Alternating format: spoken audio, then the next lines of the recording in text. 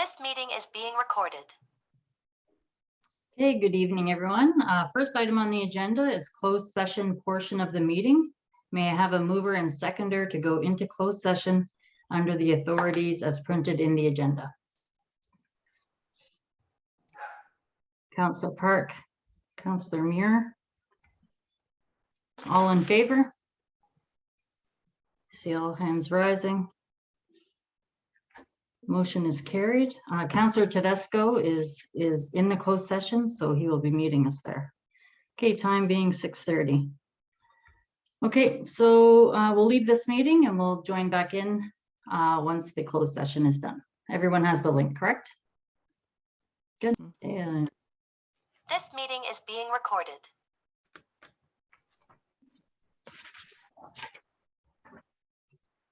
okay, council discussed the potential shared service contract, potential land acquisition in relation to the CM property, and personal matters in closed session. As I report from closed session, which was out at 7 p.m. Okay, I know Cam is trying to log back in. Time being 7:01, I'd like to call this meeting to order. First, we have the traditional territory acknowledgement, followed by a moment of silence. Council of the Township of Red Rock hereby acknowledges that we are on the traditional territory of the Robinson Superior Treaty and that the land we gather on is home to the Red Rock Indian Band, the Anishinaabe, and the Métis people.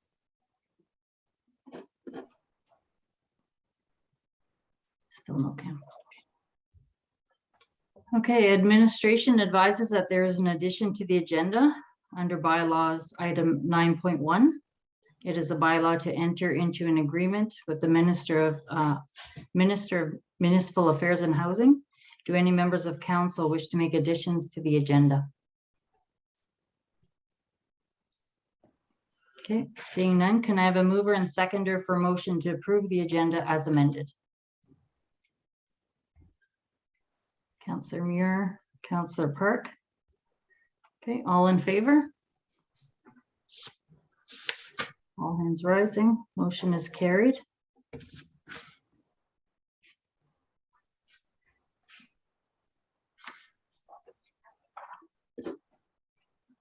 Are there any declarations of interest to disclose? Okay, seeing none. Tonight we have Charlotte joining us from MPAC, Municipal Property Assessment Corporation. So I will leave it to her to give us a review of what MPAC is and what it does. Well, thank you for having me here today. Thank you, Mayor Robinson. I haven't had an opportunity to meet all of you yet. I am fairly new at MPAC. I started in 2021, about the same time Mark came on board with the municipality. So we're learning together. I think we had given ourselves till, what was it, last September, Mark, that we would know our jobs off by heart, and we keep moving that goalpost every time we talk. So I'm just going to share my screen with you, and I have a little presentation. Just one moment. Oh, it says host disabled participant screen sharing. Oh, okay, we're good now.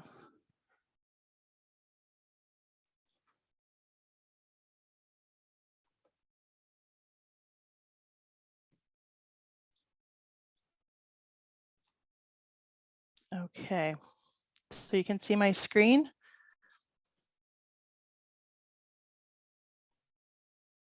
Yes. Yes, I can Okay. see it. Okay, and can you see my notes on the side? Did you see the presentation? Just the presentation, yeah. Okay, perfect. So as I said, my name is Charla. So I'm the account manager in the Municipal and Stakeholder Relations branch at MPAC. Mark had asked me to come and give you just a brief overview about MPAC and some of the things that we do. I'll just go over a few general things with you today. You might have a lot more questions or want a more in-depth conversation at another point in time on some specific items. And I'm more than happy to work with Mark to set up any additional information sessions down the road. I'm also happy to have a phone call if you want clarification on anything. And hopefully sometime in the not too distant future, I'll be able to pop by for a cup of coffee and chat and meet you all in person. Mark has my contact information and it'll be on the slide at the end of the presentation as well. So feel free to reach out anytime with any questions or even, put them through Mark. So the Municipal Property Assessment Corporation, also known as MPAC, assesses and classifies every property in Ontario from single-family homes to commercial buildings, industrial factories, and farmland. Our Ontario property database is one of the most complex in the world and has data on over 5.4 million properties. Collectively, those properties are worth $3 trillion. The property assessments we provide are the foundation of Ontario's property tax system, which generates nearly $30 billion annually.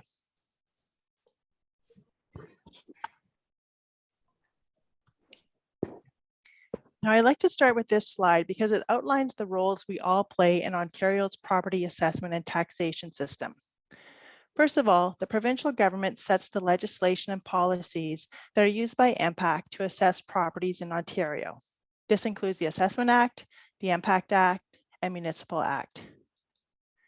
MPAC assesses and classifies every property in Ontario, from single-family homes to commercial buildings, industrial factories, and farmland.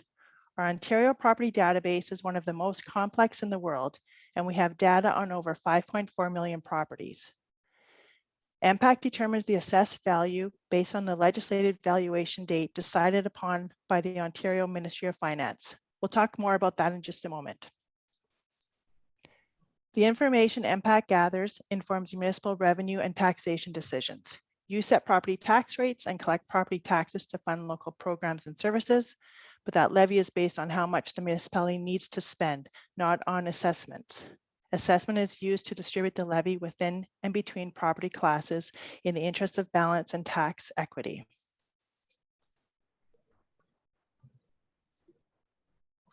So now that we have looked at the roles of who does what does this mean in relation to taxation?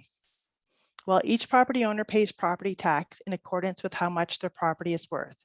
The municipality takes the assessed value as provided by MPAC and multiplies it by the tax rates they set for various property types.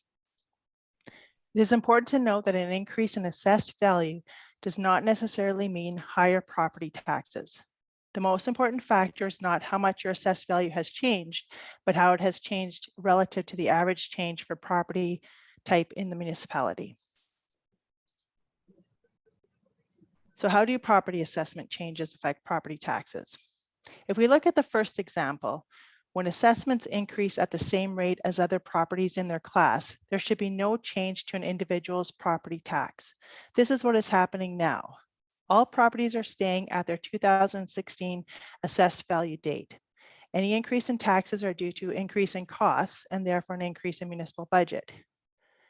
Under the second example, a property's value decreases or doesn't increase as much compared to other properties in their class. All things being equal, the property owner will see a decrease in their taxes. Lastly, if a property increases more than other properties in their class, the owner will see an increase in their taxes, even if the budget remains the same. Typically, and based on the current assessment property system, every 4 years we conduct an assessment update. This is when we determine what every single property in Ontario could have reasonably sold for in its state and condition at a particular point in time. We were scheduled to conduct an update in 2020 that would have taken effect in 2021, but it was postponed by the provincial government due to the COVID-19 pandemic. Property values continue to be based on the market as of January 1st, 2016, which was our last point in time, or what we call the valuation date. For now, each time we make a change to a property assessment, we use the January 1st, 2016 valuation date, which is legislated by the Ontario government. This means every property continues to be valued at the same point in time and in turn is taxed fairly. As part of its 2021 spring budget, and then again in the Ontario Economic Outlook and Fiscal Review, the Ontario government postponed the assessment update again. This means property values will continue to be based on the market as of January 1st, 2016 for the 2022 and 2023 taxation years. We understand that municipalities are eager to know when the next assessment update will be, what the valuation date will be, and what the phase-in period will be. We do not yet have the answers to these questions, and we are waiting for clarification from the province of Ontario. We will communicate that to you as soon as we know.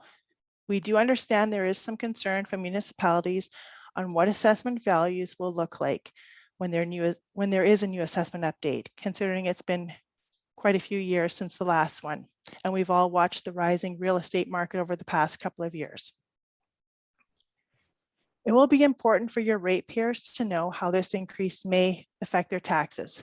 This is something that MPAC is committed to helping them better understand. In 2022, we're committed to improving the property owner experience, and we will focus on educational content for property owners, help them understand MPAC's role, how we assess properties, and help to get the message across to them that a large increase in their property value does not necessarily mean a large increase in property taxes. We're here to work with you to help get that message across prior to the next assessment update. In the meantime, though, we are working every day to make sure our data is up to date and we are prepared when we are asked to deliver a new assessment update.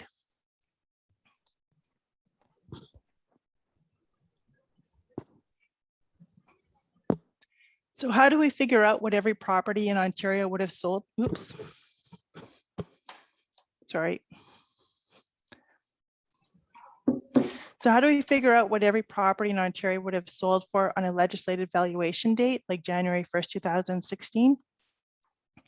All assessment jurisdictions in North America use internationally recognized approaches to value properties, and MPAC applies industry accepted approaches and best practices. Let's take a look at the 3 industry accepted approaches used by our assessment experts. The direct comparison approach is used primarily for residential properties, condos, and vacant land. With this approach, we analyze recent sales of comparable properties that were sold for a similar or identical use as the property to be valued. 5 main factors that influence the values are location, age, quality of construction, lot dimensions, and square footage. The income approach is used for industrial malls, large medical dental buildings, office buildings, retail properties, shopping centers, and large sports stadiums. An income-producing property's ability to earn revenue is directly tied to its current value. So to value these properties, we need to determine how much revenue it could generate and the sale price. These 2 factors create a capitalization rate that helps us determine the property's assessed value.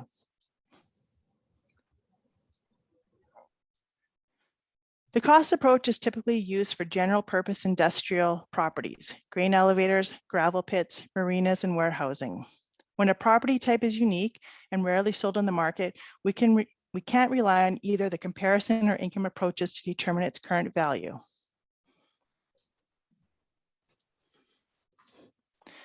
So what does somebody do if they don't agree with their MPAC assessed value? Well, we resolve assessment concerns, first of all, by directing property owners to visit About My Property. They can ask themselves, what could I have sold my property for on January 1st, 2016? They can review the information that MPAC has on file about their property to verify if it's correct. They can also review similar assessed values of properties in their neighborhood. If they still disagree with the assessment, they can file a request for reconsideration for MPAC to take another look at the property assessment.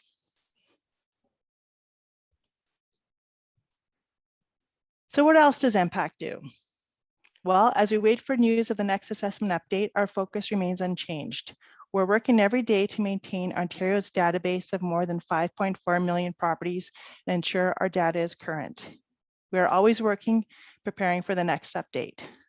We do that by capturing property changes and growth over time. We complete property inspections and we assess new construction, additions, and renovations promptly so they can be added to the municipal assessment rolls. We work closely with municipalities and property owners to capture changes by reviewing building permits and plans, conducting property inspections, and responding to inquiries from property owners. In 2021, we added just over $542 million in new assessment for Northern Ontario. We're constantly analyzing the market by reviewing sales transactions and other indicators like rent and construction costs.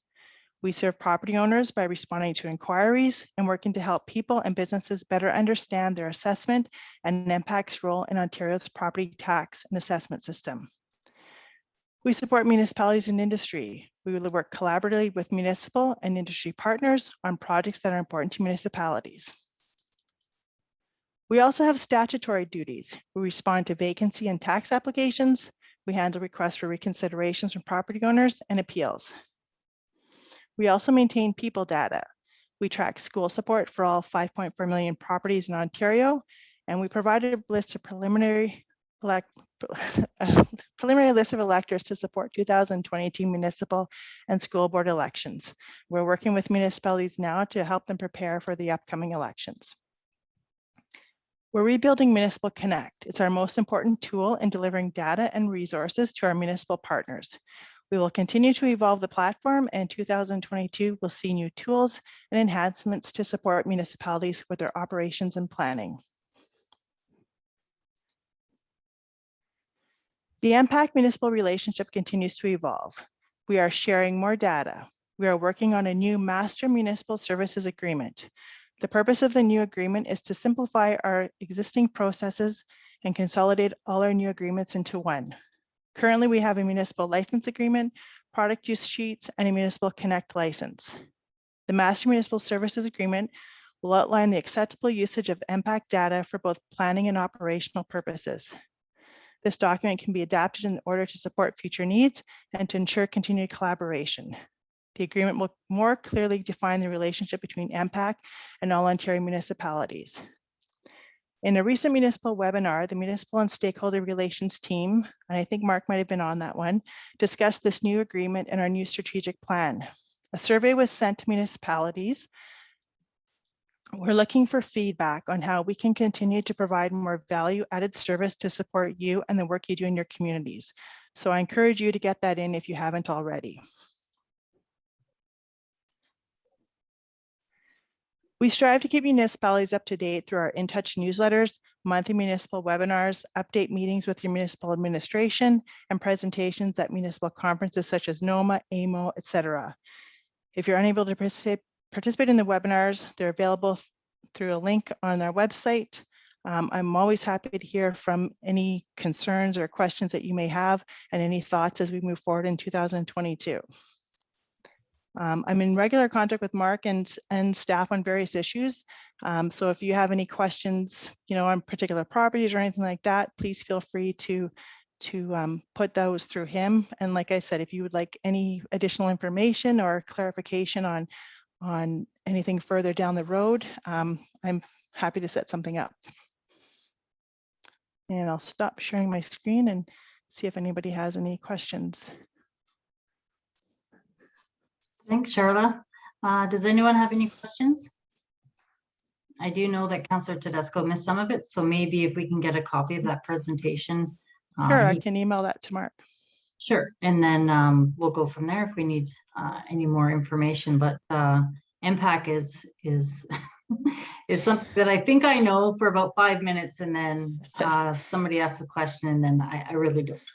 So and like I said to Mark, being new here as well, I might not know the answer right away, but I will definitely find out for you. Great. Any questions from council? No. Seeing Okay. none? Okay. Thank you very much Perfect. for presenting tonight. Thank you for having me. Take care. Bye. Bye. Okay. The minutes of the last regular meeting, January 17th, are at items 5.1 of the agenda. Are there any errors or omissions to note in the minutes?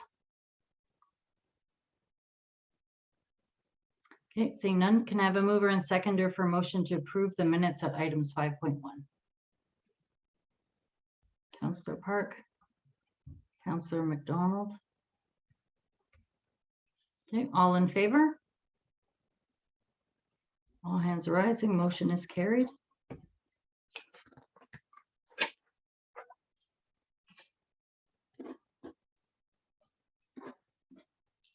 Okay, correspondence. Next matter, 6.1 is resolution from other municipalities. Do any members of council wish to support these resolutions? Any questions, Councillor I just had Muir? a quick question with regard to the correspondence there. It is, I read through it a couple times there. Just asking if Mark could give us some clarification exactly if this is something that is something we should be supporting. And secondly, is a resolution like this going to make a difference if a bunch of people put a resolution like this in?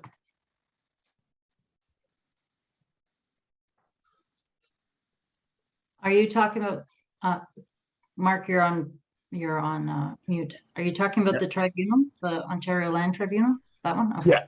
Yeah. I guess I would say that it's nothing we see a lot of in Red Rock as per se, but so it's one of, I guess, council's decision on whether they would want to support that. Does a resolution help? I guess the more you get, and that's why this mayor reached out, the more you get, the more support you get, it may. But again, I guess it's nothing that we see a lot of here at Red Rock, that's for sure.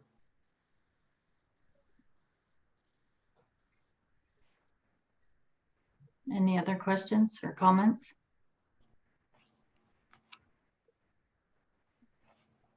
Councillor Telesco? Yeah, I really thought the whole thing was so complex. I had a hard time just following it, and I like Gord.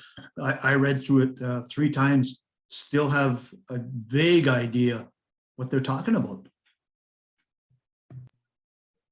Yeah, they're talking about removing red tape, basically, in essence, right? I mean, I guess in a nutshell, that's what they're looking to have, the red tape kind of removed around the official plan and what you can actually do within your municipality based on those decisions. So eliminating another level of government based on that. And I guess the best way to put it is just simply they're looking to have that red tape removed and simplify the process. As you said, Mark, it's not something we see too often here because we're not, looking for land acquisitions or building and all of that stuff. So it's not something that we've seen a lot. Councillor Muir? Yeah, I'm hesitant because, again, I don't know the exact process that they're struggling with. So I'm hesitant to say, yeah, I'd like to see something removed when I don't know the process myself. Yeah, this was a little bit different too, because this one came from a mayor directly to you guys as council as well. So it was a little bit different, but I would say we'll take the direction of council, but again, it's nothing that we really see or foresee seeing a lot of, that's for sure. Okay, well, I'll read through the motion and we'll go from there. Okay, is there a mover and seconder for motion to support the correspondence from the town of Aurora regarding the dissolution of the Ontario Land Tribunal? Okay, seeing none.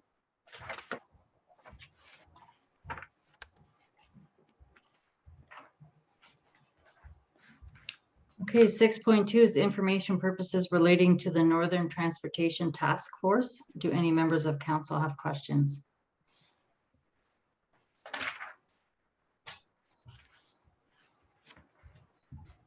Seeing none, okay. Item 6.3 is for information purposes only relating to the Child Care and Early Years Program from Thunder Bay DSAP. Do any members of council have any questions? Seeing none.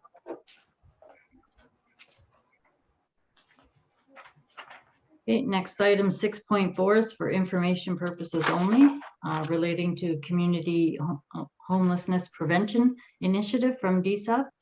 Do any members of council have any questions? Counselor Tedesco? Mark, would this have any bearing at all in with regards to the development, the new subdevelopment project? Can it be used in any which way to sort of strengthen our position or anything of that sort? I know a lot of it talks about things like homelessness and housing related supports and emergency shelters, but is there anything in there that would benefit us?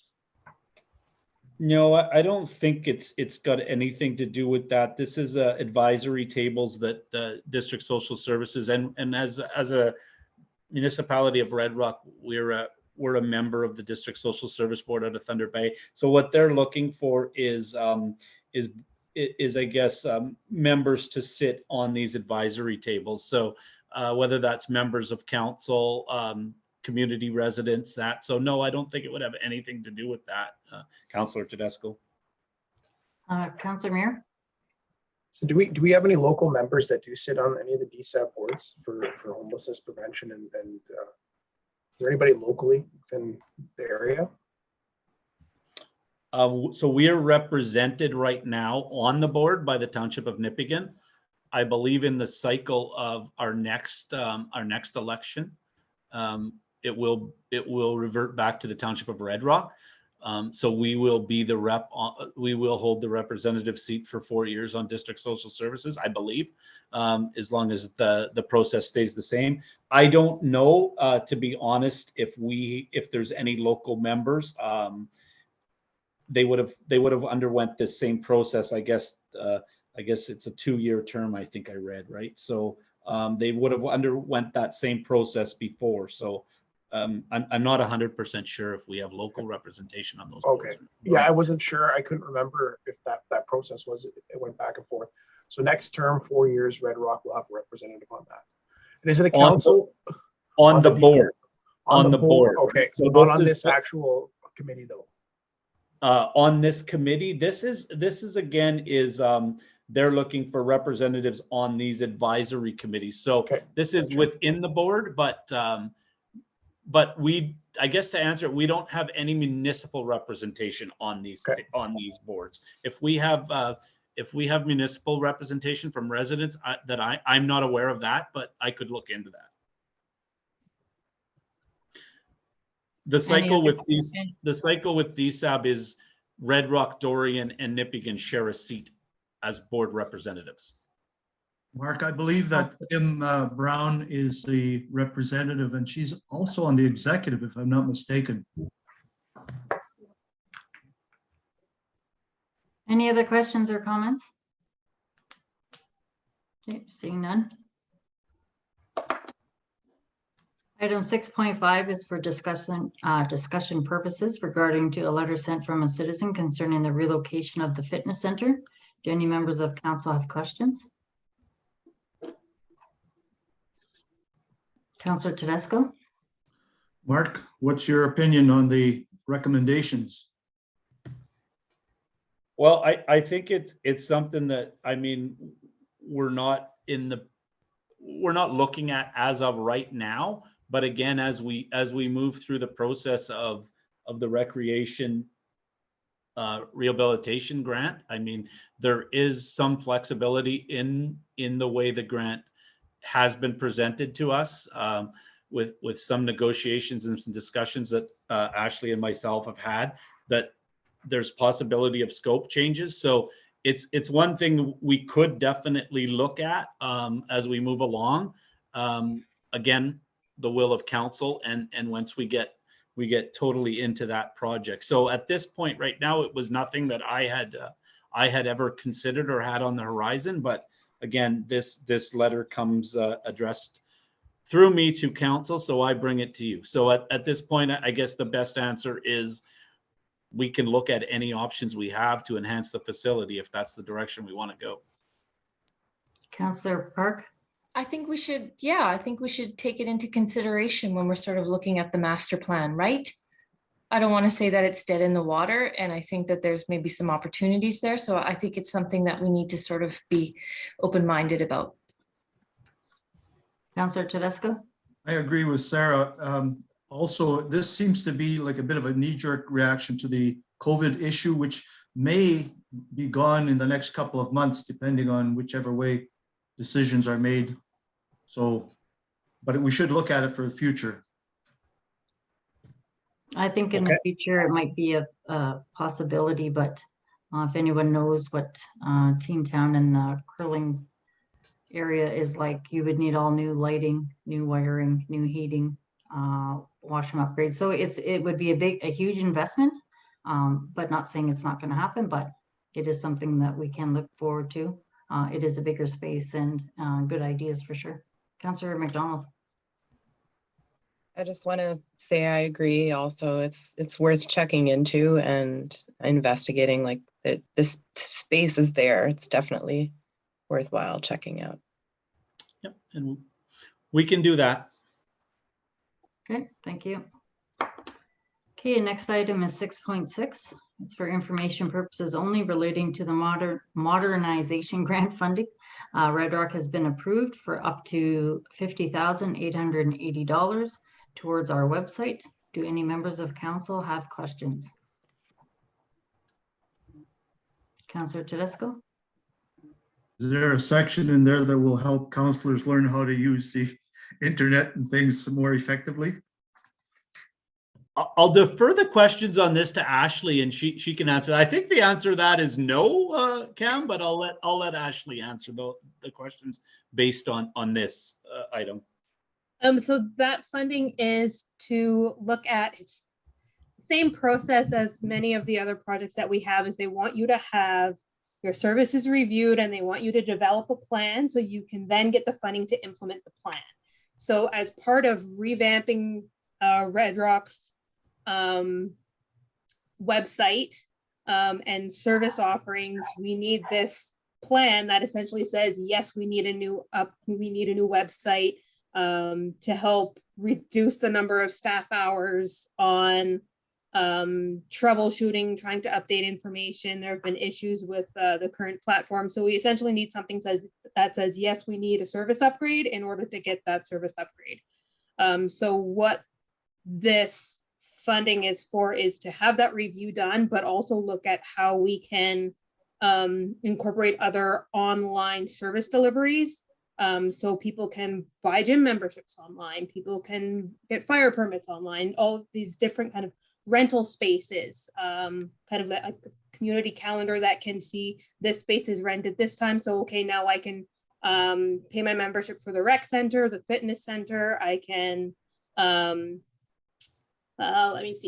rent the bowling alley. I can book my arena rental. I can book meeting space rental. All of that can be done online and streamlined, and it's shared on the same system between all of our facilities. So staff at the rec center know what's happening, and people at the municipal office know what's happening. So it's essentially putting the entire township on the same online system that can be linked with the website for purchasing memberships, rental spaces, etc. So that's essentially what this review is. Councillor Tedesco? Is there going to be any application of this funding that would assist you, Mark, in your municipal office? Remember, there was some difficulty with interfacing between Munisoft and or whatever the other program was. Is there any way that it can benefit your municipal office? Well, I think an enhanced website, when we're all said and done, will help everyone. I don't think it will be any benefit to our Munisoft and versus Assist situation, but it'll definitely, I mean, there's no secret that our website does need an upgrading. And this is kind of, I think, as Ashley stated, this is kind of phase one of that project, right? So we get the funding to basically build a case as to what we need and why we need it. So it'll help us immensely to have it, but not necessarily based on the financial software now. Councillor Mayor? So the website itself would have public aspects, but would there be would the funding include having a spot for staff to log on that would have like their education and things of that nature on there, all the policies, procedures, job descriptions. Is it something, will that cover it? Like an This- intranet? Like, yeah, a link to an intranet. So you have your stuff that everybody can see. And then you can have an area where your collective agreements are and your schedules and all that.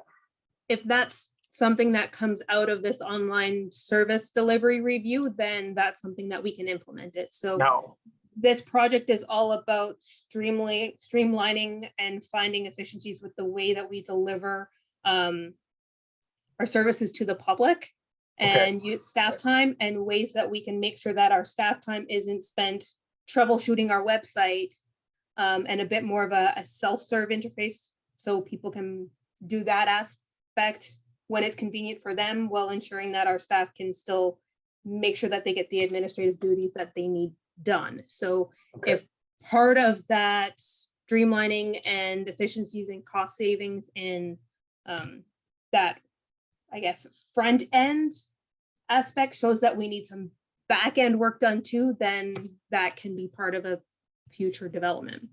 Okay. So this is essentially to identify what we need to be better at what we're doing. Okay, sounds good. Any other questions? I just want to say, great idea. I can't wait for that all to be online. It's what year are we in now? Yeah, it's about time. Okay, thank you, Ashley, for explaining that. Okay, item 6.7 is information purposes only relating to the news release from Phenom, NOMA, and NASDA. Do any members of council have any questions?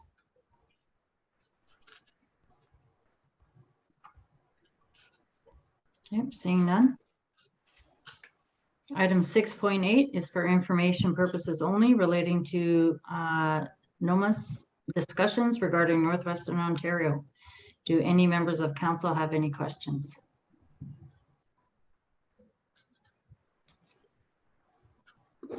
Okay, seeing none. Item 6.9 is information purposes only relating to the Ontario Volunteer Services Award. This year, former Mayor Gary Nelson has been nominated. The award ceremony will stream virtually tomorrow, and the recording will be posted online for the public as well. Do any members of council have any questions? Councillor Muir? Yeah, will this be put on our Facebook page, shared on there as well? Yeah, so we've got it set up that we can record this and we can post it onto our social media probably as early as tomorrow or the next, the following day. So we have that all set up. Perfect. And where's Mr. Nelson going for the presentation? Sorry, I can let the Darkeith speak on that, but go ahead, Darkeith. Go ahead. We have it set up for Mayor Nelson to be at our municipal office. It just made it a lot easier. We took care of the registration and the link for him, so he'll be in. I spoke with Ashley this afternoon as well. We do have an extra laptop that we can set him up. At that point, we can be logged in as well. So I know we had shared that as well. If anybody from council wanted, they can log in and register, and then you'll be able to view that as well. I will be with Mayor Nelson during the award ceremony. Any other questions? No? Okay. Okay, item 6.10 is for information purposes only. Do any members of council have any questions? This is a Legion Ladies Auxiliary. Thank you. Councillor Tedesco. Just a comment, the Legion ladies are fantastic and thank God they're there. They are the glue that keep a lot of us together. Okay, seeing no other hands up. Moving on, item 7.1 are minutes from the Environmental Committee meeting on December 14th, 2021. Do any members of council have any questions?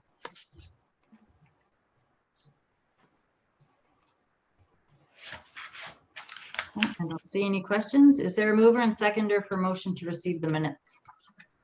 Councillor Tedesco. Councillor McDonald. All in favor? All hands rising, motion is carried.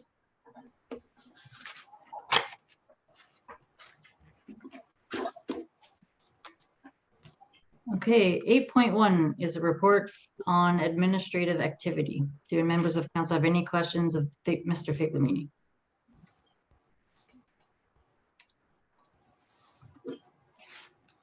Councillor Muir? Yeah, sorry, I just saw on there the meetings with the wastewater plant. Is there a timeline for completion and cleanup on the exterior? Yes. So what we've had to set our tentative date, and we use July because a lot of the remaining work is a lot of that is cosmetic and paving on the exterior.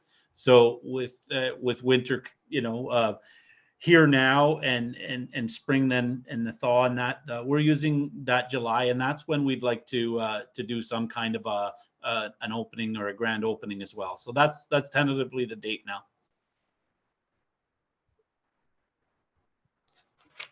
Councillor Tedesco? I noticed that you mentioned that the township loader backhoe is having some transmission problems. It's got to be on its last legs, correct? Have you looked at the possibility of leasing rather than purchasing? The purchase cost is going to be pretty substantial. I don't think we'd get away with much more than $90,000. Yes, I first of all, yes, the loader is at the end of life, basically. So what we are seeing now with it is a transmission issue that our loader now has first and third gear only. So it doesn't have second and fourth, which are important in the use. We have looked at numerous options and are waiting on some further options, but we have looked at both a new purchase as well as a new lease. We've also looked at some used options, and that was kind of a direction I was looking to get from council on that as well. Certainly the new ones are very expensive, both on a lease and a purchase option. You're probably looking at in the neighborhood of around $175,000 for a new unit. What we have with ours right now, we were able to negotiate a deal with our current provider, who we do have all the accessories for that particular unit, all the attachments and that. So we have been dealing with them right now and are reaching out to others. But what we see is we have a unit now that with the damages, our unit probably is only worth, and they're going to give us about $15,000 for a trade. We've got, in best case, we've got about a value of $35,000 without any mechanical issues. And what we're looking at potentially with the transmission is a minimum of, more than likely, we've got two quotes. One on if it was a K2 clutch pack, you're looking at like 15,000 or 13,000. And more than likely it's a transmission that you're looking at about 25. So do you really want to put either of those two numbers, whether it's 15 or 25, into a machine that has a $35,000 value left, right? So that's the question. I think the answer is no, but we need to look at our options, and we have looked at all three. And I guess that's what I was looking for from council was some kind of a guidance too on what we would prefer. I think my recommendation, our best option, is to try to find something relatively new but used. It's a challenge right now because there's not a lot out there. I was able to locate a 2017, and the purchase price on that was around 70,000. So, but in saying that, I challenged them to look a little deeper for something that might be more in the calendar year of 2020, which would give us a little bit newer of a piece of equipment. It is what we call our Swiss Army knife in Red Rock, because it is a piece of equipment that we use almost daily and almost every task. So yeah, we're looking at all options, and I just wanted to make you be aware that it is a purchase that we are going to have to make in the near future. We can continue to use this piece of equipment in first and third, but we risk doing more damage to it, also losing the value that it does have, and or losing use of the machine outright. So we do have some challenges ahead of us with this piece of equipment. Councillor Tedesco. Mark, I trust you've probably engaged the Public Works staff to give you some recommendations. I know that Trevor has really strongly recommended that the whatever newer unit we get has the thumb capacity. It'll give it much more applicability for the works that he will be doing. So anyhow, I trust you've engaged them as well. Certainly, we've had those discussions, and it's an option that we're looking at. The thumb attachment, as they call it, is definitely one that traditionally you would purchase as a new unit, because it comes from factory that way, as opposed to a used one where you're trying to attach that thumb component to it, and running all the hydraulic and the lines to it is a bit more of a challenge. You would be then trying to find that unit in a used capacity that has the thumb. So we're looking at all options, and definitely have had those discussions with both Director of Operations and the operator. Okay, any other questions on Mr. Figliamini's report? Okay, is there a mover and seconder for a motion? Yep, to approve the report? Councillor Tedesco, Councillor Muir, all in favor? All hands rising, motion is carried.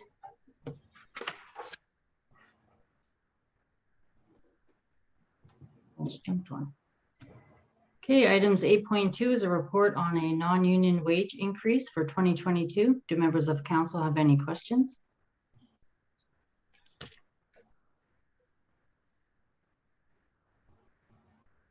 Councillor Muir? So do you just want to, so we're just going to, do you have a resolution tonight for this? Yes, we will have a resolution. We have a resolution ready to pass the initial as it's presented, and then what my recommendation is to bring back a further resolution at our next meeting that will just make this a mandatory process moving forward. So we're not ready to pass the one moving forward, if that's the will of council, but we are ready to pass by resolution this increase for 2022. Yeah, so I'd like to put on the table there too that council be a yearly thing then in that case, decided at that time. Myself, I'd rather see that council vote on that separately from everybody else as a whole, in my opinion. So to separate council from it and have council's own? No, like, sorry, I wasn't too clear there. No, so instead of having the automatic increases, I'd like to see council removed and that brought to council, so council can make that decision on it. I personally won't vote for a raise for council in any term I'm in myself. That's just my opinion, but that's what I'd like to see, is council being a separate vote from the rest. So, But under the I just want to say that we are considered non-union, and under that, so. Yeah, we could exempt ourselves if we'd like, but I mean, we could also bring that to a vote, right? We should be able to do that. Yeah, and the reason I put the secondary recommendation in front of you as a council is because ideally that would start in 2023. And I realize it's a challenge for a council member to sit there sometimes and pass that increase to themselves. But in this case, with the timing of the situation and an election coming, right, you're in essence passing that on to somebody who's not necessarily yourself, right? So it passes on to a new council. I know a lot of councils will go through this process at this time because it makes sense and it's easy. The difference involving council is not a lot of money. And I also believe that that council, being a non-unionized, you know, an elected official, but ultimately you're not considered staff, but you are an elected official that works hard daily. And I do believe that honestly, you should be part of this. I do also know the challenge of doing it when it's yourself. And that's why I did it and split it into two calendar years. But again, I take the direction of council. Councillor Tedesco? I propose that we do a moratorium on the counselors. And in fact, I think we're really very well paid for what we do. Other than Darkis, I don't think you're paid enough for what you do because you're forever bouncing all over the place, doing all sorts of things. And I know you disagreed with me in the previous situation, but I do believe that your situation should remain the same, at least, if not improved. But as for the remaining counselors, moratorium, please. Any other comments?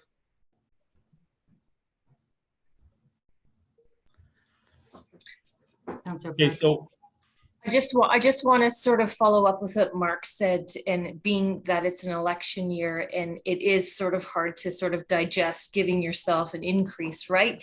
And so I sort of see it as like the next council that will be elected this year. I think that it comes better from us, right? So I support the resolution, and I feel as though these are super important roles, and the 1.5% increase is not substantial in any way, and I support it. Councillor McDonald? I'm with you, Sarah. I agree. It isn't much, and we're paving the way for the next council to come in. it also makes it cleaner at an administrative and a payroll level and a budgeting level, because you know that at that level, right, when you come into December of that calendar year, you can implement that right away. We're always at retro and it's coming through council.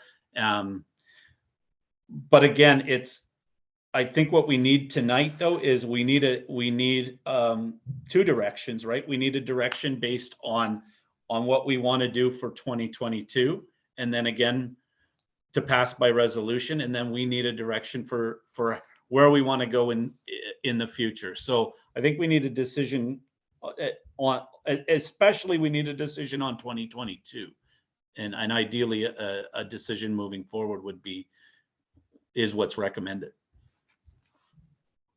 Okay, so I'm going to read the resolution and we'll vote on it that way. Okay, is there a mover and seconder for a motion to approve a 1.5% wage increase for all non-union employees retroactive to January 1st, 2022? Councillor Park? Councillor McDonald? All in favor?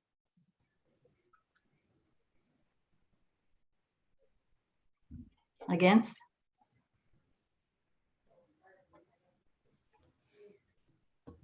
Okay, motion is carried.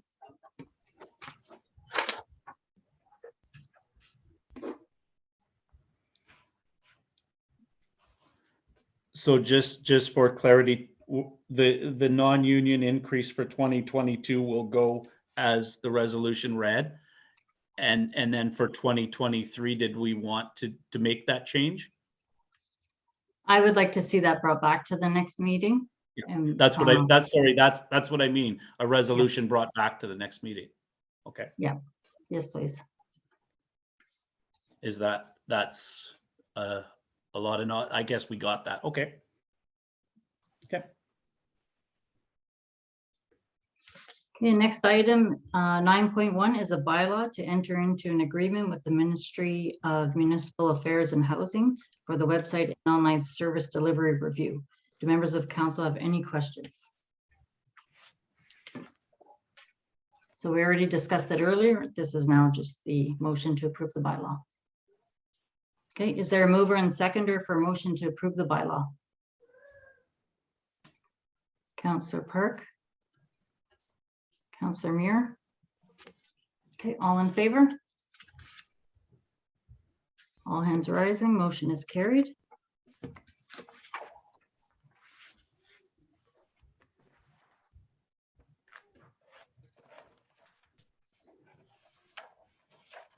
Okay, there's no new business. Okay, unfinished business, items 11.1 to 11.4 are outstanding, unfinished business and continue to be worked on. Do any members of council have any questions?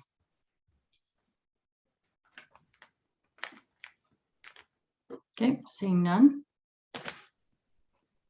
Confirming bylaw.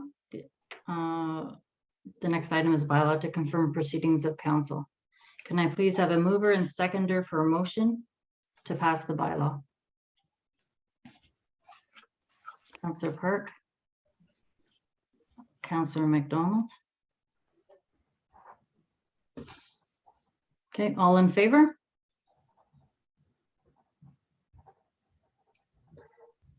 All hands rising, motion is carried.